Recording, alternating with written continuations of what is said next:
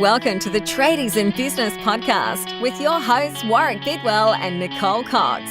Divert your phone and grab a brew as Waz and Nic unpack tips, tales, secrets and stuff-ups from guests both inside and outside your trade, helping educate and inspire you to break the cycle of gut-busting and money stress and create a true trade business. Good morning, listeners. Hello, listeners, at any time of day that you are listening. Yes, you've got me. As the word good morning came out of my mouth, I realised that despite the fact it's morning and it's 3 degrees where I'm sitting, it's not necessarily morning when you're listening to this, listeners. So good day to you. How do you know they're having a good day? I'm wishing them a good day. Please have a good day. Somebody. Chilly here in Brisbane even this morning. Well, it's windy. That's the problem. It feels like the Eckers arrived. Yes. Is that on this year? No, it's been cancelled. But you can buy the show bags, apparently. I've neither been to the Ecker nor purchased a show bag. So I don't think I'm missing anything. Is Uber Eats going to do Dagwood dogs? Actually, you can at several locations get Dagwood dogs and the strawberries and cream ice creams. No way. Yep, seriously. And people are going nuts for it, which I think is a bit cool. It's obviously very iconic. Yes. Good old Daggy dog, hey? Daggy dog. I haven't had one of those since I was a kid either. I don't like, think it agreed with me anymore. Australian health food. Oh, can you remember when you were younger and your parents would complain at the end of the meal, oh, that was so rich, or geez, that didn't sit well, or whatever? I'm of that age now. It's terrible. All my friends around me are having those conversations after their dinners. So we don't want to talk about Dagwood dogs much longer because I'm going to get the munchies, Coxie. I was going to actually do a great Chucky Norris, but you've ruined it now. Oh, well, we can back up. Hang on. Boop, boop, boop. No, they don't do that anymore. The reversing beep has changed. No, it's really weird now. And rightly like, so. Shh, shh, shh. It's like Auntie Shh from the other week. Her lips are still sore from all the shushing. Speaking of hiding from problems, Coxie. That's where I was going. Go. You can't hide from your age forever, Warwick. That's a low blow. Oh, I wasn't referring directly to you, but I will take that if that's where it landed. You just lobbed a grenade. It's like, oh, yes, that landed in a great spot. Well, my friends and I have been hiding from our age, but no, so have you apparently, so we'll leave it as you. Yeah, thanks. I don't feel like hiding from my age, actually.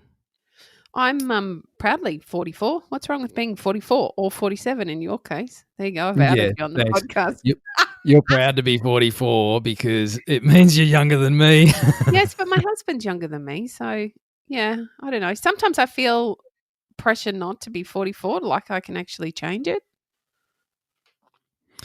Yeah, I don't know. I think I was more not stressed perhaps, but I think I was more affected about turning 30 than I was about turning 40. And now that I'm a little more than 40, thank you, Coxie. I don't feel the need to hide my age. I actually feel that every year is a gift now. I've reached that stage of my life where I get to reflect and realise how lucky I am to have another year. When you, is it Kelly Preston, the news broke of her passing away yesterday. She's only 57. I feel that at 44 I'm pretty privileged to have lived this long and hopefully have many years ahead of me. So while I joke about hiding from my age, I do not.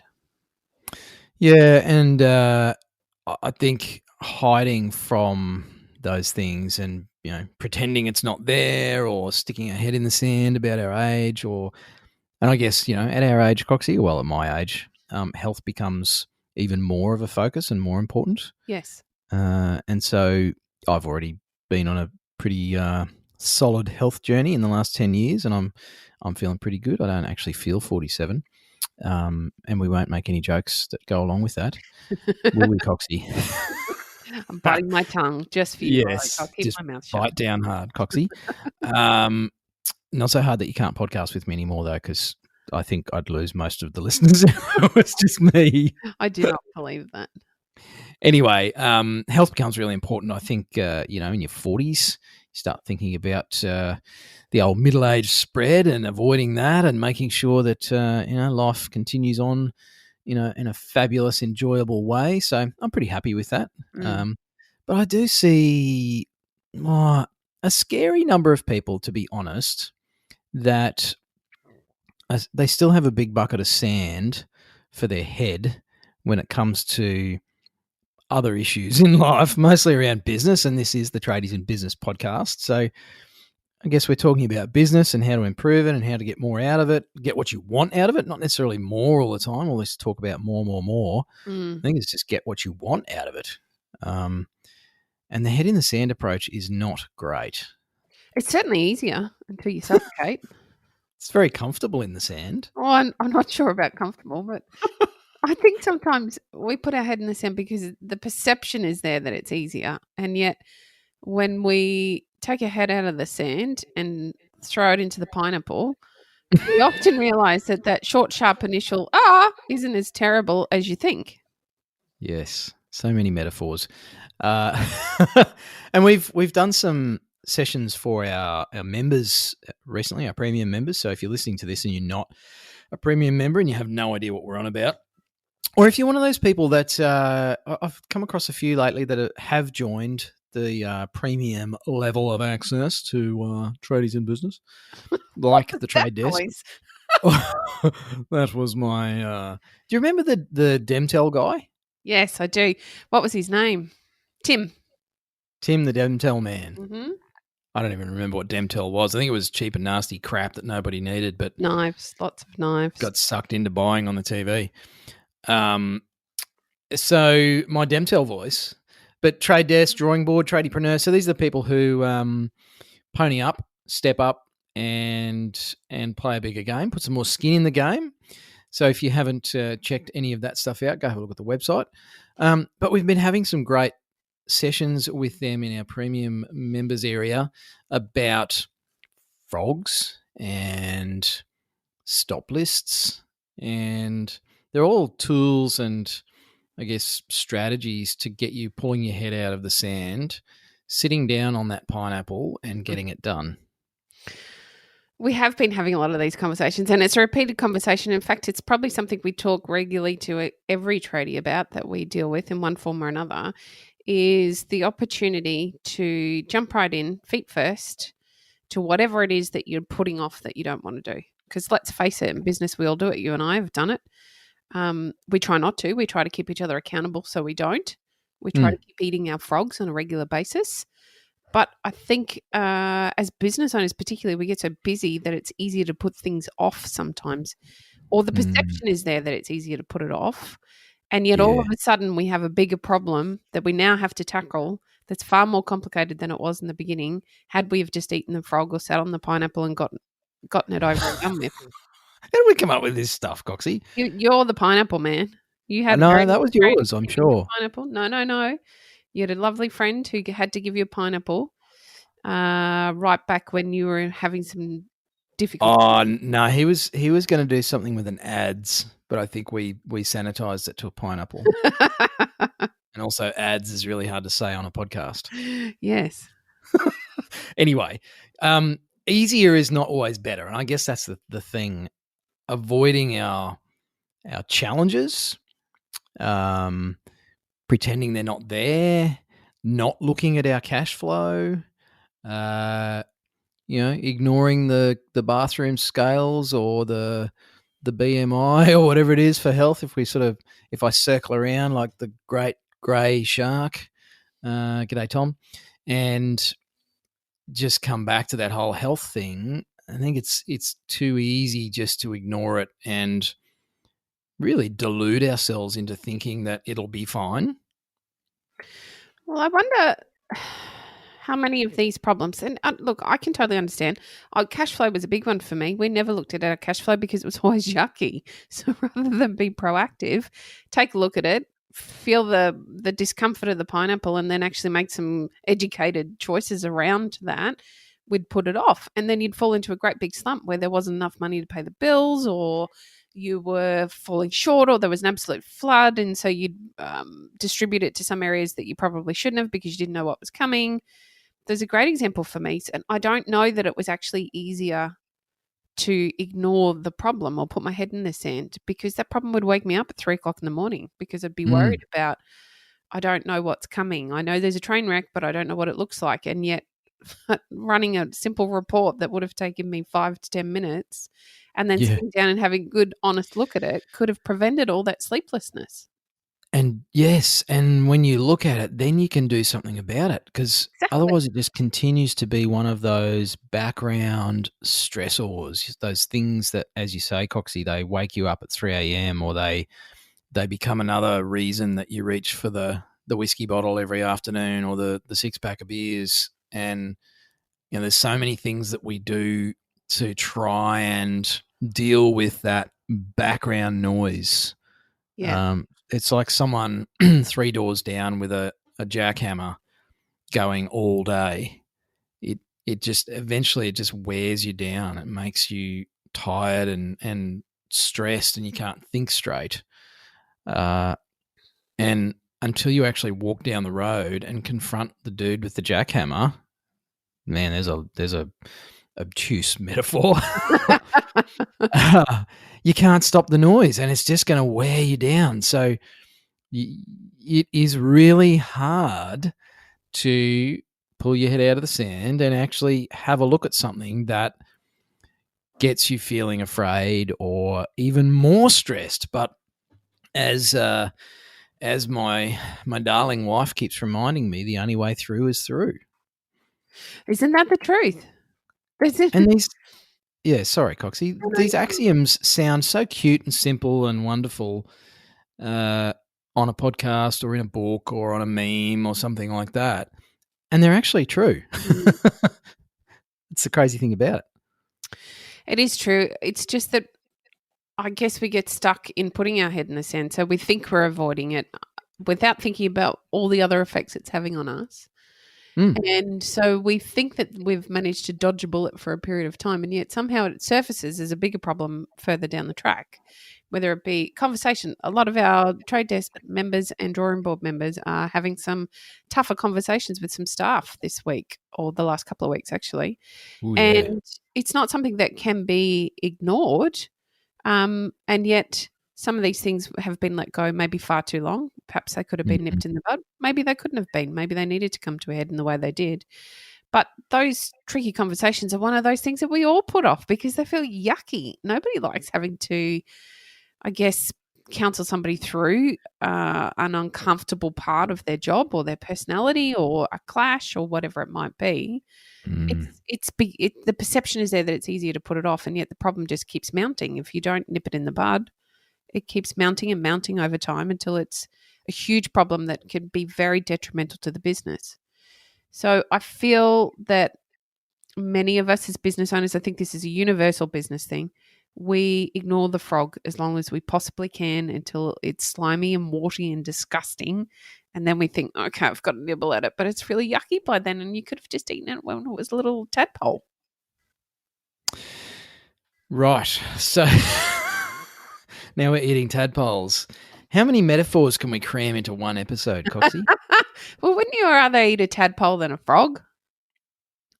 It would definitely be easier to swallow. Yes, a little bit. And like I wouldn't caviar. notice it as much. No.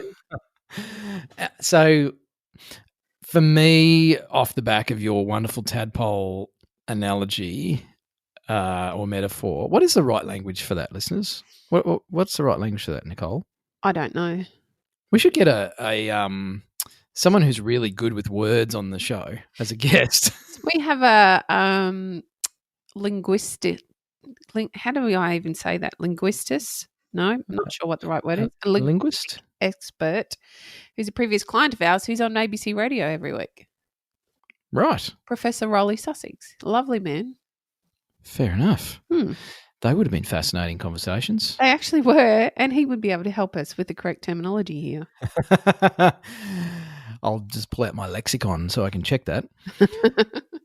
So eating tadpoles is easier than eating frogs. Pull your head out of the bucket of sand, sit on the pineapple, whatever you need to do, whatever works for you, hiding from the things that are just jackhammering away in the background and wearing you down doesn't change them, doesn't fix them, doesn't address them, isn't going to help you in 7 years' time when you look back and realize that you're exactly where you were 7 years ago, only you're a lot older and tireder and perhaps a little fatter. So doing something about it sooner, like today, is almost always the best medicine. And I think we all know that. I'm sure you know that, listeners, that ripping off the Band-Aid, doing it now, facing up to your fears, all that stuff, you know these things, and yet you still let it slide for whatever reasons. And I'm definitely not a psychologist, and thank goodness for that, because there would be a lot of mentally unwell people running around if I was. But I think back to some of the things I've been stuck on in my life, and some of the greatest change happened when I actually was able to share that with somebody else. Yes. Just when I had someone else to language it to. Yep. Sometimes that's you. Thank you for putting up with that, Coxie. My pleasure. Sometimes it's my misso. Occasionally it's a mate. It's been over the years, I've even reached out to professionals and paid to go and talk to someone. Mm-hmm.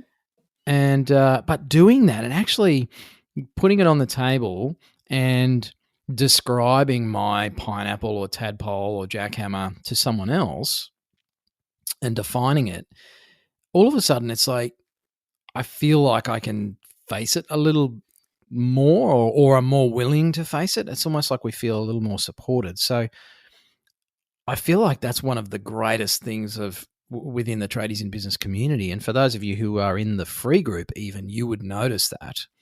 And I saw some comments overnight on a post in the trade desk, actually, where somebody reminded somebody else that, hey, that's what this group is for. You'll get positive comments, negative comments, focus on what makes sense to you and take that away from here. Yeah, very much so. And that's just a simple post in a Facebook group. So I think one of the best things you can do, listeners, is if you've got any of those things jackhammering away in the background, is just share it with someone that you maybe trust. Obviously, we feel we've created a space where you can do that. And it's amazing how it starts to break it down when we do that, Coxie.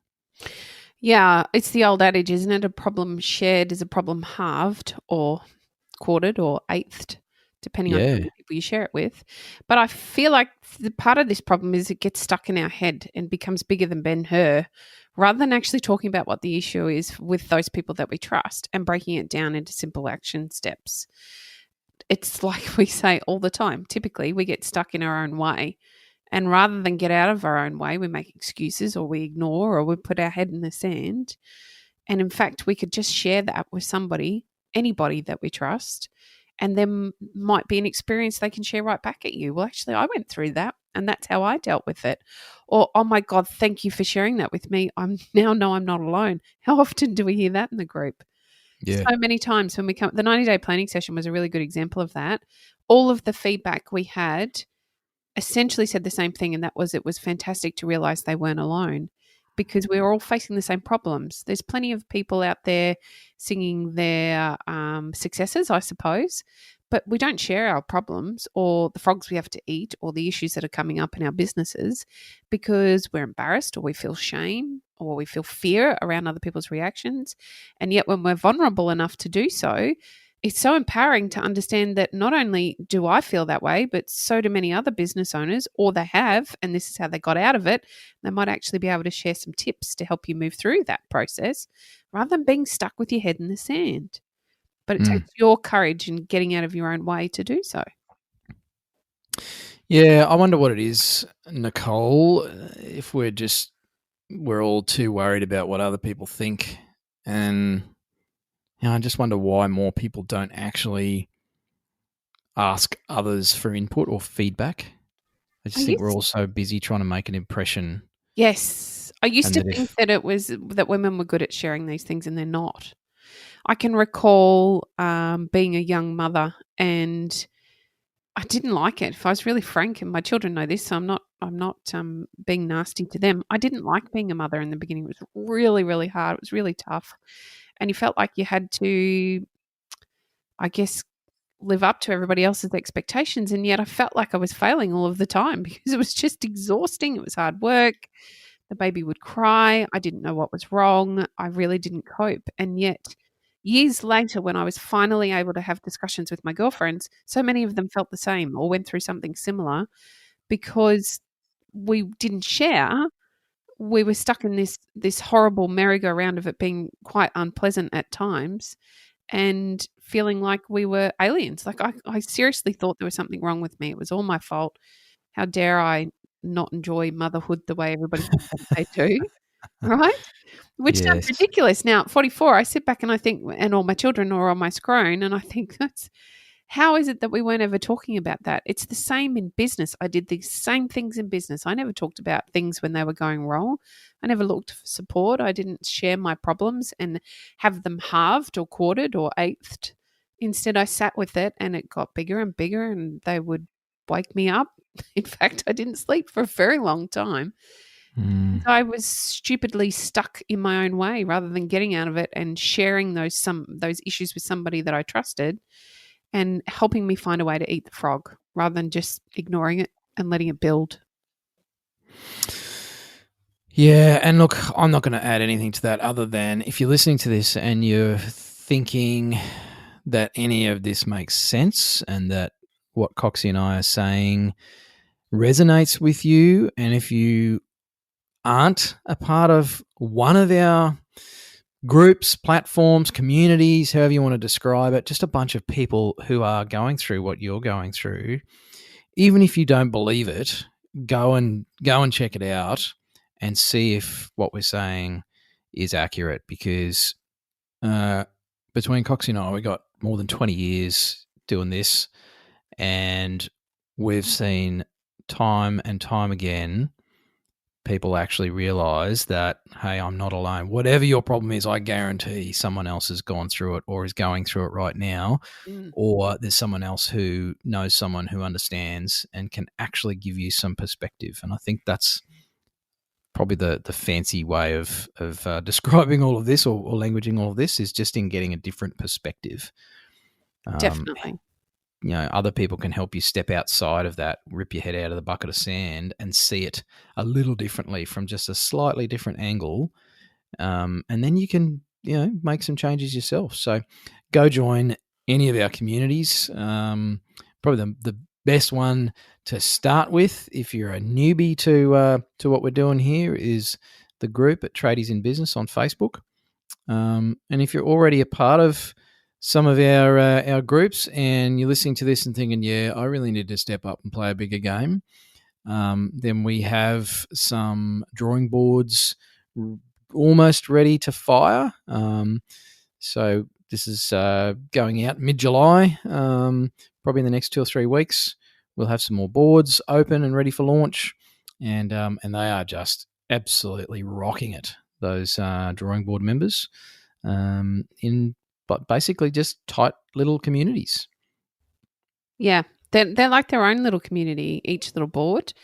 Yeah. A group of 4 to 5, sometimes 6 business owners coming together on a weekly basis to share. And in that vulnerability and sharing, and we do some work to build the trust so that everybody feels comfortable, they're able to, I guess, distill some of their frogs and eat them pickled so they taste better. And then I don't know if we place that they're always tadpoles after that. I don't know if we should go much longer with this episode, because now we're pickling frogs. So next thing we're going to be ripping out the blender and just upsetting a whole bunch of people. Okay, I'm not going with a frog smoothie. That's just too far. So yeah, if you feel like maybe you've been hiding from some things that could make a difference, have a chat to us, drop us a DM, join the group, have a look at the drawing board, whatever it is you need to do. I guess my request, I can't really make it a request, Nicole, because it's one way, and I don't want it to be a challenge because that sounds really coachy and wanky. But I just I just ask you to do something, listeners. Do something. Can we start with writing down what our frogs are? That's a reasonable challenge. Yeah. Or a great one. request, or I don't care what we call it, but can we just ask that everybody writes down what your frog is right now? Okay, if you're driving, maybe not right now, but when you stop, if you could write down what your frog is, that's a great first step, because from there you can then go on to share it and help find some solutions to your frog or how to cook it better, recipes maybe. Right. And if you don't know what a frog is, after all of this, drop us a message and we'll fill you in. Thanks for listening. You've been listening to the Tradies in Business podcast with Warwick Bidwell and Nicole Cox. Find out more about today's guest, tools for your trade business, and other cool stuff at tradiesinbusiness.com.au.